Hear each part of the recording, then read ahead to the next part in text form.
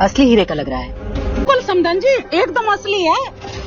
अब हमारे दामाद जी अपनी सगी साली को नकली थोड़ी ना दिलवाएंगे।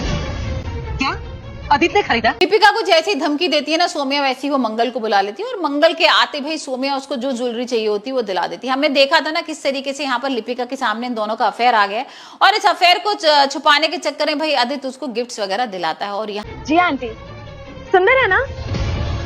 सुंदर तो है, महंगा होगा ना? हाँ माँ, मैंने भी यही कहा था कि बहुत महंगा है, इतना करने की जरूरत नहीं थी। यहाँ पर लिपिका इस मौके का फायदा उठा रही है। वो आ जाती है इतनी बड़ी शॉप पर जहाँ पर सिर्फ डायमंड की इयररिंग्स ही मिलते हैं और यहाँ पर लेकिन इन्होंने कहा कि हमारी 15वीं सालगिरह है तो लिपिका को देना चाहिए। डायमंड के वो इयररिंग्स को ले लेती है। लेकिन जैसे ही लोग निकल रहे होते हैं ना तो यहाँ पर जो मशीन होती है ना जिसमें डिटेक्ट करते हैं कि भाई किसी ने कोई चोरी वगैरह तो नहीं की, तो एकदम से बीप बजने लगती है। लिपिका ने कहा कि नेक बनता है तो मैंने कह दिया जो लेना है ले लो। आदित्य, लिपिका बच्चे ऐसे कह दिया होगा। अपनी शादी की सालगिरह पर इतना महंगा देने की क्या जरूरत थी? और वैसे भी तुम्हें तो ये सब फिजूल खर्ची लग रही है ना।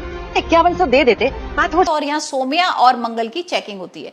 अब भाई सोम्या बार बार मंगल को कह रही है कि तुमने क्यों चोरी की, तुम्हें ऐसा नहीं करना चाहिए था। लेकिन मंगल यहाँ पर इतना घबरा रही है, इतना रो रही है, इतना परेशान हो रही है कि उसको समझ में नहीं आ रहा कि चेकिंग वगैरह क्यों कर रहे हैं। भाई मैंने तो कुछ ऐसा किया नहीं। और यहाँ पर ऐसे ही होता है। एक्चुअली हुआ यह था कि सोम्या ने मंगल के बैग में एक चांदी की इयररिंग रख दी थी और यहाँ पर मंगल को फंसाने की कोशिश में वो खुद ही फंस जाती है। ठीक है, मैं वापस कर देती हूँ। लिपिका तुम वापस क्यों दे रही हो? It's okay. कौन सा तुम्हें रोज रोज गिफ्ट देता हूँ?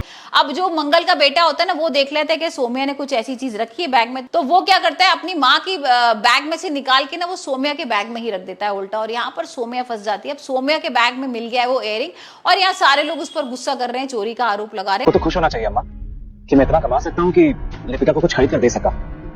आज कार्तिक ने अपनी साली को कुछ दिया होता तो आप तो तारीफों के पुल बांध देती।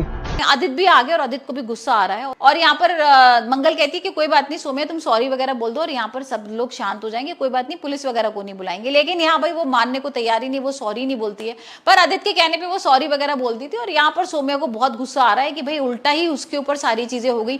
या तो उसको मंगल को फंसाना था। भाई देखा था ना किस तरीके से यहाँ पर मंगल और आदित्य की शादी की तैयारियां चल रही है, 15वीं सालगिरह है और यहाँ सोम्या को भी शादी करनी है आदित्य से। तो भाई इस चक्कर में ना उसने कोशिश की कि मैं शायद इसको फंसा दूंगी तो यहाँ शादी रुक जाएगी। लेकिन ऐसा नहीं होता है। वहीं हम देख रहे हैं कि शादी की जोर शोर से तैयारियां चल रही है और यहाँ भाई आदित्य पसंद कर रहा है मंगल के लिए साड़ी। तो यहाँ जो कुसुम है ना वो इन दोनों के बीच में पैचअप कराने की कोशिश कर रही है और यहाँ आदित्य को बोलती है कि भाई तुम एक काम करो, मंगल को जो पूजा में साड़ी पहननी है ना वो तुम चूज करो। अब बेमन से ना आदित्य साड़ी तो चूज कर लेता है लेकिन मंगल को बहुत खुशी हो रही है कि भाई चलो आदित्य जी ने मेरे लिए कोई साड़ी पसंद की।